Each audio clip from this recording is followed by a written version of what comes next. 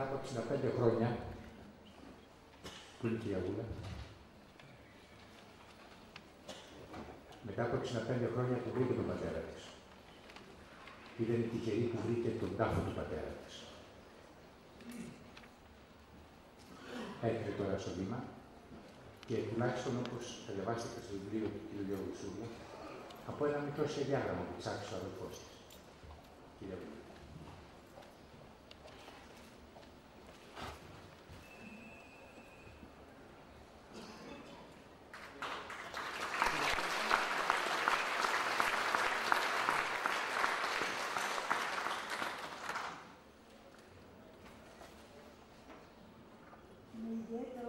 Και συγκίνηση βρισκόμαστε σήμερα εδώ για να τιμήσουμε τους ήρωες που αγωνίστηκαν για την πατρίδα, τους ήρωες που θυσιάστηκαν, τους ανθρώπους αυτούς που με τη θυσία τους τίμησαν το έθνος και δόξασαν την πατρίδα μας στα πέρατα της οικουμένης.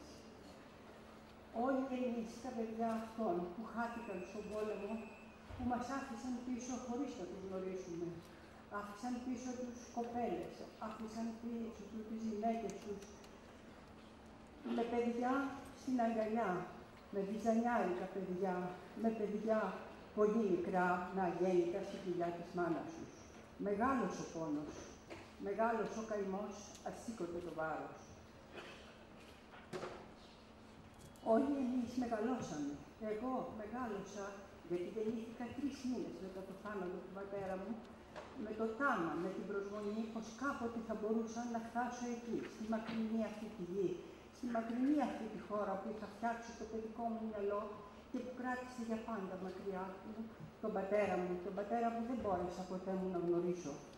Τάμα για μένα να φτάσω ως εκεί.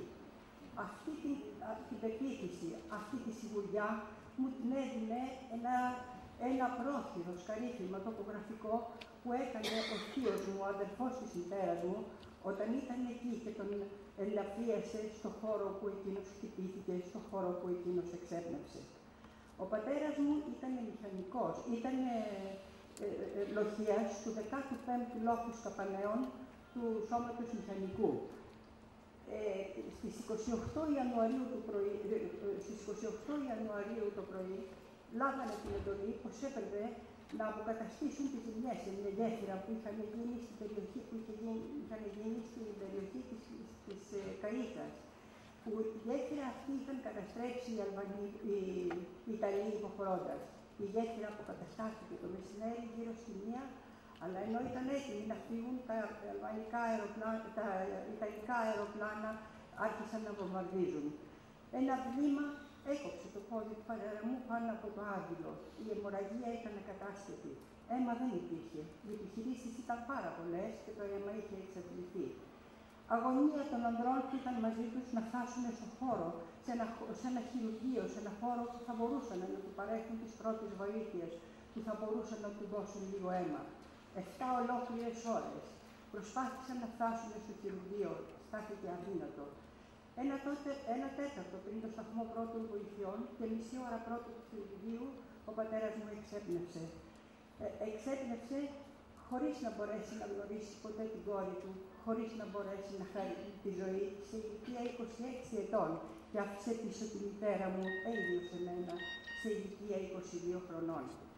Μες στην οδύνη του πολέμου, μες στην οδύνη που έχασε τον αδερφό του, ο αδερφός της μητέρας μου, που εντωμεταξύ είχε ειδοποιηθεί και έφτασε εκεί, στο χώρο του ΙΑ χειρουργείου που τον είχαν αφήσει, που φτάσανε μετά μισή ώρα, τον ενταφίασε την επομένη το πρωί στις 29 Ιανουαρίου του 1941.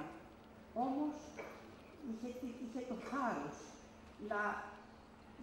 να σχεδιάσει, είχε το θάρρος να αποτυπώσει το χώρο αυτόν στον οποίο τον είχε ενταφιάσει.